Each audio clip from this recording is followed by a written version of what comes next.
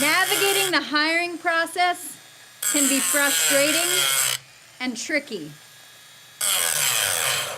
Unless you happen to know the trade secrets of corporate recruiters.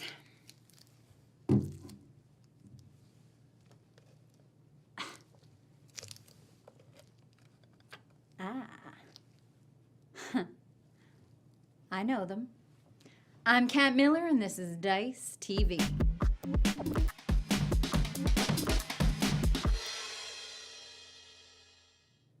So, what are these secrets that recruiters hold inside their heads?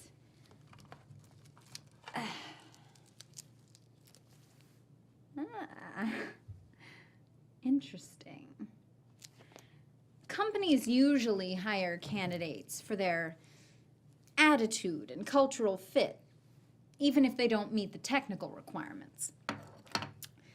Although they'll tell you not to contact the hiring manager, recruiters expect you to do just that. Recruiters are leery by nature, so they won't attempt to contact a candidate who submits a confidential resume unless they're absolutely desperate. Some recruiters like to evaluate your career progression, so make sure your resume conveys a compelling story from either direction, from top to bottom or bottom to top. Recruiters are inundated with resumes, so they rely on referrals to fill positions and post openings as a last resort. Recruiters are trained to screen out risky candidates, so don't give them any ammunition. Reviewing stale resumes is a waste of time, so move your online resume to the top of the electronic pile by refreshing it every week.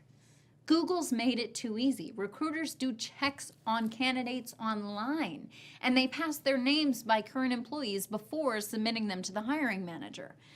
Corporate recruiters don't make hiring decisions, but they do refer the top candidates. So don't underestimate their ability to put you in front of an IT manager. So there you go. Now you know what goes on inside of a recruiter's head.